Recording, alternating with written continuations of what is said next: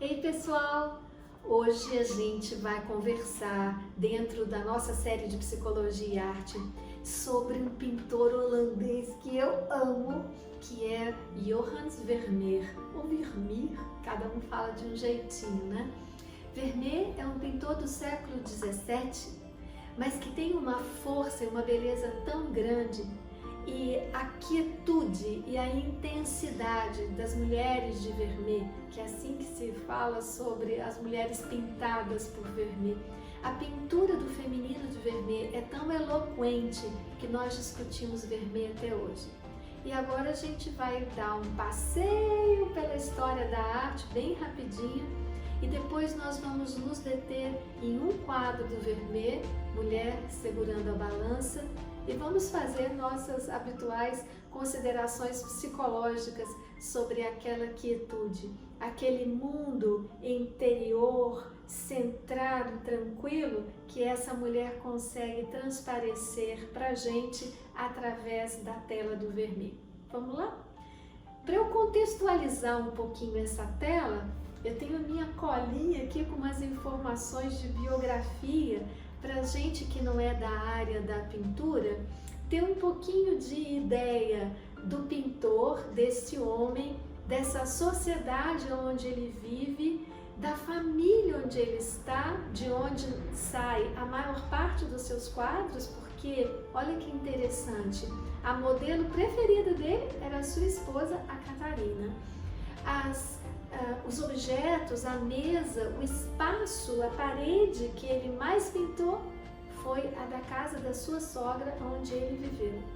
Então, essas informações sobre um pintor, às vezes, atiça na gente uma curiosidade maior sobre a obra. Nada, jamais vai se comparar ao que a gente sente ao ver uma tela, a essa leitura primeira que o nosso psiquismo faz do que está ali retratado. Mas, muitas vezes, capturados por essa primeira impressão de paixão, e eu sempre tive uma paixão por Vermeer, capturados pela paixão, a gente pode seguir fazendo uma ampliação daquela nossa paixão através de algumas informações. Então a gente vai começar pelas informações, passa para as obras e depois a gente conversa na nossa intimidade sobre essa quietude do feminino em Vermeer, ok? Vamos lá então. Primeira informação que eu acho historicamente muito relevante. Vermeer nunca saiu da sua cidade natal. Vermeer de Delft, uma cidade pequenininha, mas a quarta maior cidade da Holanda, a 50 quilômetros de Amsterdã, entre Haia e Roterdã, uma cidade pequena, mas ali, daquele seu mundo, ele era tão apaixonado por pintura e por arte, que ali, dentro do seu mundo, ele se tornou um expertise, alguém que um dos trabalhos dele era autenticar ou não a obra de arte que quem tinha dinheiro ia lá comprar um quadro, precisava do Vermeer dizer se aquele quadro era autêntico ou não. Ele entendia os pintores, entendia das técnicas de pintura e podia assegurar da legitimidade ou não da obra. Isso tudo tendo vivido apenas 43 anos.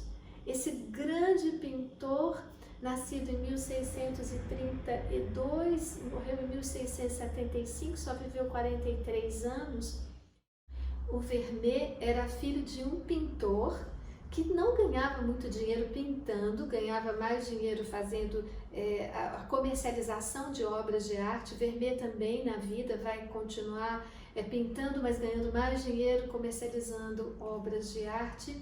E é por isso que quando ele se apaixona por Catarina Bones, ele tem dificuldade que a mãe da Catarina, a Maria Thiem, conceda naquele casamento. Ela era católica e Vermeer um calvinista. E parece que ele vai ter que se converter ao catolicismo e ela permite o casamento. Depois vão ficar amigos e esse casal vai ser um casal muito prodigioso, eles vão ter 15 filhos, né? Ao longo desse pouco tempo de vida do Vermeer, ele vai ter 15 filhos com a Catarina e uma relação muito próxima com essas duas mulheres. E duas mulheres holandesas diferenciadas. A própria mulher holandesa, se a gente as compara com as europeias da mesma época, são diferenciadas. Na Holanda havia um sistema de proteção das mulheres, elas estavam protegidas dos maus tratos, elas podiam reivindicar o divórcio. E a própria Maria, por exemplo, era divorciada e era quem fazia o controle financeiro da vida dela. Até que Vermeer chega, ele vai morar com Maria e inclusive os quadros que o Vermeer usa para fazer uma pintura dentro da pintura, os quadros que o Vermeer usa nos seus quadros que estão na parede, são quadros de propriedade da sua sogra. Eles vão morar com a sogra e na parte de baixo da casa é que tem uma mesa que o Vermeer usa muito, uns tapetes, umas cortinas.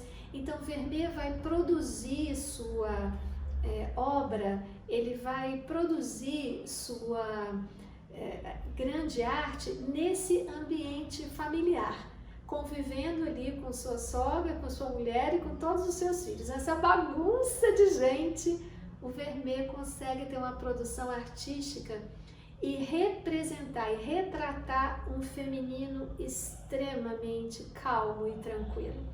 Um feminino que esse mundo exterior, cheio de cozinha, criança, problema, casa, não afeta esse estado interior, essa identidade feminina que a gente consegue perceber nas obras de Vermeer, nessas mulheres de Vermeer, como elas são chamadas, as grandes retratações de Vermeer do feminino, são mulheres todas fortes na sua calma, né?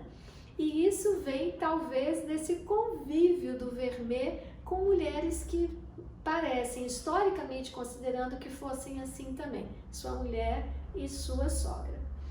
No trabalho, o Vermeer foi uma pessoa bacana, ele tinha a guilda, né? É como se fosse uma associação de pintores. Ele chegou a ser presidente ou síndico da guilda por 2 vezes em Delft. Era um cara reconhecido como alguém importante nas artes, não só por conhecer a arte, mas também importante nas relações com os outros. E existe um dado muito interessante na sua morte, né? Porque a morte de Vermeer é atribuído por Catarina a um grande sofrimento, a uma depressão por ocasião da falência financeira da família.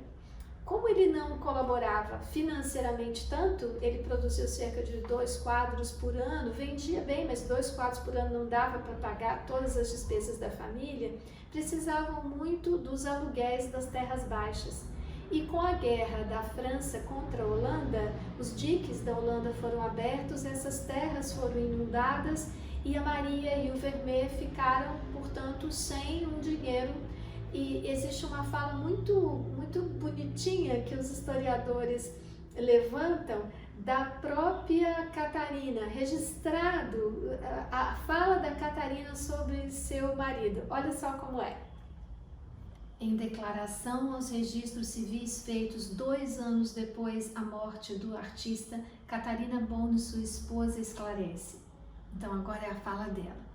Durante longa e ruinosa guerra com a França, não apenas meu marido foi incapaz de vender qualquer obra sua, mas também, para grande prejuízo seu, ficou as pinturas de outros mestres que ele tinha em seu poder encalhadas.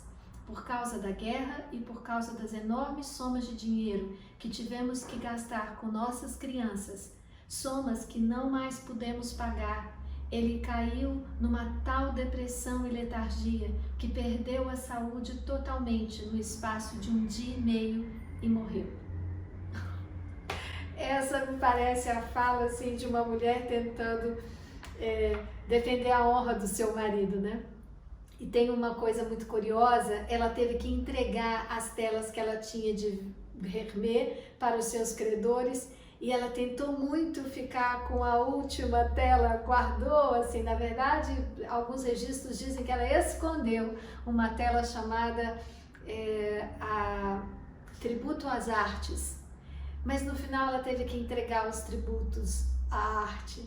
Embora essa tela mesmo não seja um tributo à arte. Estudada, a gente vê que essa tela a Clio, que foi pintada por Vermeer. Clio é a musa da história e tem um mapa atrás mostrando que o pintor que está pintando Clio, na verdade está fazendo a arte prestar um tributo à história, né? Então, esse é um dos casos desses maravilhosos quadros de Vermeer. Há outros. Vamos falar então um pouquinho sobre essas obras de Vermeer e por que há uma certa dificuldade, né? Porque ele não era de assinar as obras, só tem 3 obras assinadas de Vermeer: a Alcoviteira, o Geógrafo e o Astrônomo. Essas a gente pode identificar claramente ali na mão do geógrafo. A gente vê que tem a data e o nome do Vermeer. Mas nas outras obras, tão absorto que Vermeer estava com a representação da cena, não tem uma assinatura. Então foi preciso muita pesquisa. Eu acho interessante até a história da pesquisa. O primeiro cara que se apaixonou por Vermeer e começou a fazer, então, o primeiro estudo mais sério das obras de Vermeer foi um jornalista político jovem francês de nome Étienne Joseph Théophile Thoré, em geral se fala Thoré. Ele, em 1842, Vermeer tinha morrido em 1675, ele começa então uma grande pesquisa das obras de Vermeer, vai trabalhar nisso mais de 20 anos e só em 1866 termina, atribuindo a Vermeer mais de 75 obras. Em 1888, Henri Havard, ele baixa esse número e diz que só 56 daquelas obras, e na medida em que houve progresso na área da história das artes, em 1907 cai para 38 o número de obras de fato associadas a Vermeer, e a gente tem hoje no máximo 35 obras que são verdadeiramente de Vermeer. Em 1952, Swiftles, ele tem uma importância bacana, porque esse cara faz um grande apanhado de tudo que Vermeer tinha feito e faz de um jeito assim mais categórico, pega todos os dados, fotografa, mostra aonde que está em cada parte do mundo e tem uma exposição das obras maior, e isso leva Vermeer finalmente e definitivamente aos quadros dos maiores pintores da humanidade. Então Vermeer, a partir dali, entra na história da pintura, mas entra na história da pintura com seus poucos quadros. Entre 1995 e 1996 há uma grande exposição em Washington de Vermeer, e dali em diante ele não vai mais sair do coração das pessoas que gostam de arte, de história da arte. Esse quadro de Vermeer que vocês estão vendo aí agora, A Leiteira, ele foi pintado entre 1658 e 1660 e claramente você pode perceber que Vermeer já faz um uso de quem já domina essa coisa que só os impressionistas, 214 anos depois, vão trazer para obras de arte. Ou seja, a gente vê que há pontos de luz, a gente vê que Vermeer pintou determinadas áreas com borrões de pontos de cor e outros pontos de luz para dar essa sensação de profundidade, para dar essa sensação bonita que a gente tem, esse pão vivo, essa presença muito clara da perspectiva nesse quadro da leiteira, né? E além disso, se a gente passa para um outro quadro muito interessante, a gente pode ver quase que a antecipação do abstracionismo. Esse quadro é o A Rendilheira, feito entre 1669 e 1670. As técnicas de Vermeer já estão nessa época profundamente desenvolvidas, ele já domina completamente claro e escuro, já domina a câmera escura, mas o que a gente vê aí é que os elementos abstratos, da forma como ele trança os fios dos tecidos, antecipa um efeito visual que só 241 anos depois, né, digamos assim, vai voltar a ser apreciado pela história da arte. Então, o que a gente vê é que Vermeer participa de formas muito diferentes, de acordo com o olhar que a gente tem. A gente pode vê-lo exuberante enquanto pai de família, a gente pode vê-lo exuberante enquanto um pintor da sua época trabalhando na guilda, a gente pode vê-lo exuberante antecipando passos da própria história da arte, mas agora eu vou te chamar para a gente olhar para ele como aquele que pinta o quadro sobre o qual vamos refletir hoje, que é a mulher que segura uma balança vazia. Esse é Vermeer, um homem que traz o vazio como um participante do olhar daquela mulher e nos traz a sua quietude. Vamos para essa obra.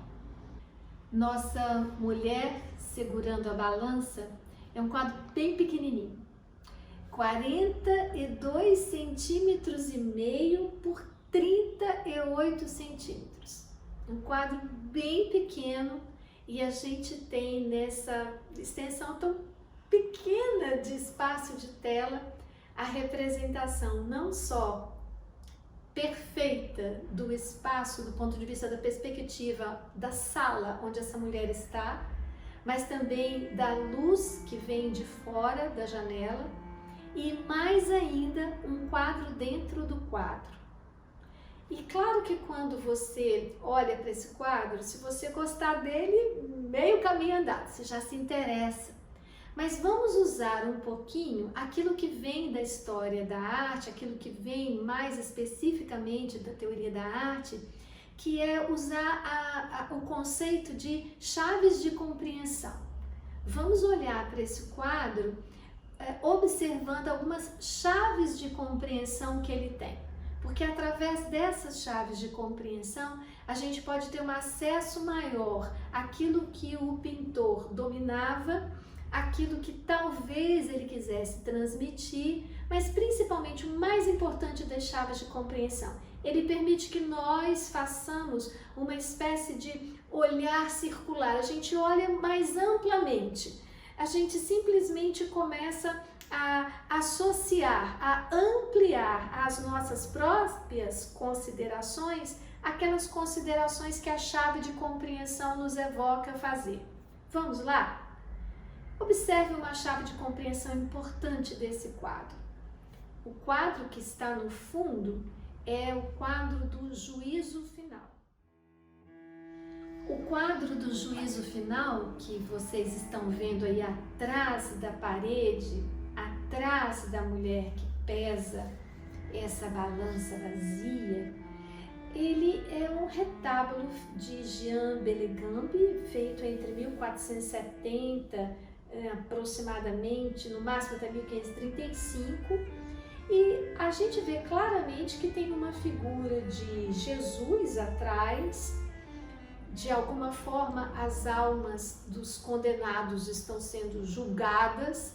A gente tem uma bagunça, que são os condenados indo para o inferno, mas a gente tem a postura de mãos do Cristo aberto, e essa postura das mãos abertas é muito semelhante à própria abertura que a balança tem, né? A balança também vai julgar, porque tem dois pratos que essa balança segura, e isso está refletido lá no juízo final que está sendo feito, nesse juízo, nessa balança das almas. E ela, a pesadora, ela está entre esse juízo que está acima dela no céu e essa balança que está ali na frente dela. E ela não parece dividida por juízos. Essa mulher parece muito atenta ao vazio, a ponto da gente se perguntar no que ela pensa. Uma segunda chave de compreensão que pode nos ajudar é que exatamente na frente dela, se você observar uma linha de luz, você vai ver que está representado um espelho. É uma segunda chave de compreensão bacana desse quadro. Essa mulher está de frente para um espelho, que é uma peça caríssima no século XVII, e o espelho está colocado na altura do rosto dela. Então, se ela olhasse diretamente para frente, ela se veria. Lembre-se da luz do quadro.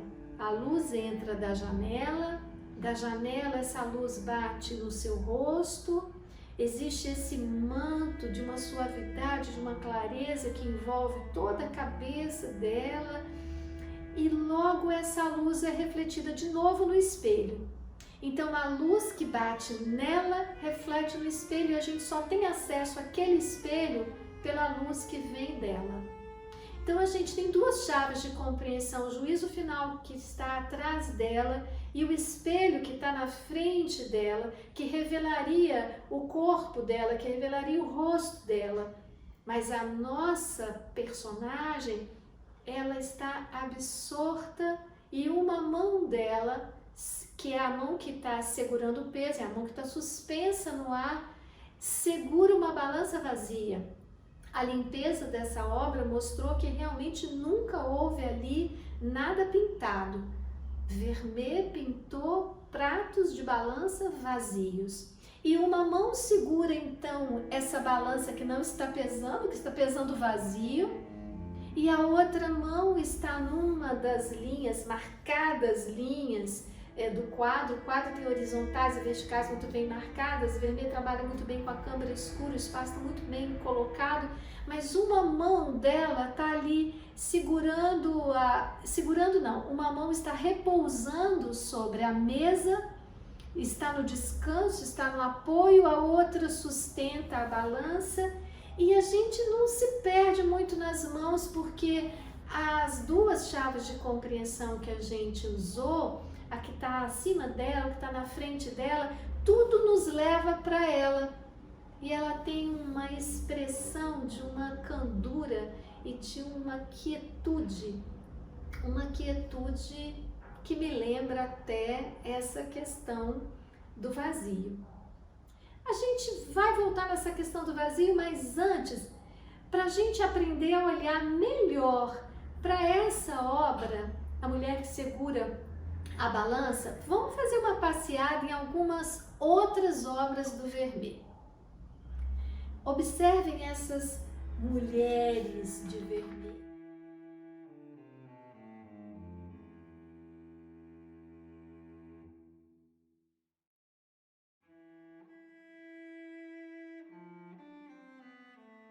Se a gente observa essas obras, essas holandesas maravilhosas de Vermeer, a gente vai ver que praticamente não há grande narrativa, essas mulheres estão absortas em suas cenas. Muitas vezes uma carta, uma atividade doméstica, mas basicamente são silenciosas e simples, como se Vermeer privilegiasse a vida cotidiana como um espaço aonde você tem acesso ao interior. A vida cotidiana, ela se contrapõe à vida na rua, na cidade, no comércio, e nesse cotidiano ele apreende essas mulheres que estão mais intimamente conectadas com elas mesmas. Ele remonta um espaço impecável, mas ao olhá-las naqueles espaços tão impecavelmente diminutos, a gente vê que elas não estão presas porque adquiriram algum contato com o seu mundo interno que não tem limites. Quando a gente volta desse passeio por esses rostos de Vermeer, por essas mulheres pintadas por Vermeer, quando a gente se debruça de novo sobre essa nossa personagem, a pesadora de pérolas, que não pesa as suas pérolas estão afastadas na mesa e ela olha para o vazio, então a gente pode, já tendo passeado como a história da arte faz, a gente pode fazer um passeio mais psicológico. claro que o que você responder é o que mais vai valer. Você vai se perguntar e você vai se responder: para mim, o que pesa essa mulher que pesa o nada, o vazio? Por que ela está com esse grau de calma e quietude? Será que é porque ela está grávida? O vestido está tão realçado? Será porque ela já não tem medo do juízo final? Será que é porque ela conhece a si mesma, como a temática do espelho traz? Eu vou trazer para contribuir, né, para essa nossa reflexão, uma fala que vem de algo que certamente o Vermeer não conheceu, ou seja, é uma amplificação que a gente está fazendo, é uma fala que vem do Zen Budismo. Tem uma dissertação de mestrado bem legal do Cláudio Miklos, A Arte Zen e o Caminho do Vazio. E ele estuda um pouco as relações entre o Zen Budismo e a arte, a criatividade em arte. E ele traz um pequeno trecho que eu quero, me permitam ler para vocês, que eu acho que vai nos clarear alguma coisa. A citação é assim: vazio é, de fato, uma ferramenta terapêutica. É um corretivo da noção exclusivamente analítica que nos deixa com a crença residual na existência real dos elementos da experiência. O vazio é um dispositivo que nos permite transcender essa crença pluralista na existência independente das coisas. E é por esse motivo que o vazio é associado a um remédio que cura, a concepção residual na existência independente dos elementos. Uau! Foi escrito por Perta della Santina, é uma tradução livre do Miklos. Olha que interessante a gente pensar que o Zen Budismo está trazendo para a gente que a noção de vazio é a noção que nos desperta para a interdependência das coisas. Quando eu digo que essa mesa tem um jarro de flor, essa mesa não está vazia, ela tem algo. E quando eu acho que ela tem algo, eu separo esse algo das coisas que não estão nela. E assim começa toda a nossa realidade, que está sempre separando as coisas. E tem algo que reúne todas as coisas, que é a noção de vazio. Alguns podem até me dizer, é a noção de tudo. Sim, mas tudo seria a reunião de muitas coisas, aí dá tudo. A reunião de 10 coisas, tudo isso dá quanto? É tudo isso os 10. Esse vazio do qual o Zen Budismo está falando, não é tudo, é o vazio de diferença. É mais do que tudo. É a compreensão de que todas as coisas só existem relativas a outras. Eu só posso dizer claro se eu souber o que é escuro, eu só posso dizer alto se eu souber o que é baixo. E esse mundo interior, essa quietude das mulheres de Vermeer, só pode ser definido como quietude se eu as coloco em relação a alguma confusão. Então, olha que coisa interessante. Quando a gente se atrai por uma imagem de uma mulher que pesa, que pondera, que analisa o vazio, a gente pode estar atraído por esse símbolo do vazio. Esse símbolo do vazio é o símbolo de tudo, tudo, tudo, absolutamente tudo interdepende. E uma coisa não vai ser completamente boa ou completamente má, as coisas são todas interdependentes. As coisas podem ser ora boas, ora não tão boas. Uma pessoa pode gostar muito de um quadro, depois não gostar. Uma pessoa pode considerar algo completamente um pecado e passar uma vida pensando em pecado e depois pode descobrir que o juízo final é tudo amor. Ou a gente pode antecipar que no vazio tudo é amoroso. Ou a gente pode antecipar que no olhar de uma mãe seja qual for o filho que vier, haverá o amor para uni-los. Ou a gente pode antecipar que aquela mulher que já não se vê tão ligada às coisas materiais como pérolas e joias e tapetes, ela vê todas as coisas formando uma grande conexão com a oportunidade dela ser. E suspensa naquele segundo, o vazio das balanças de uma mulher holandesa no século XVII conversa com os nossos imensos vazios, e a gente costuma achar vazio uma coisa ruim, como se o vazio fosse uma ausência do que fazer ou para onde ir, e às vezes o vazio é uma compreensão de que façamos o que fizermos, estejamos onde estivermos, todas as coisas serão interconectadas e interdependentes. E é nessa conexão que eu me despeço, agradecendo sua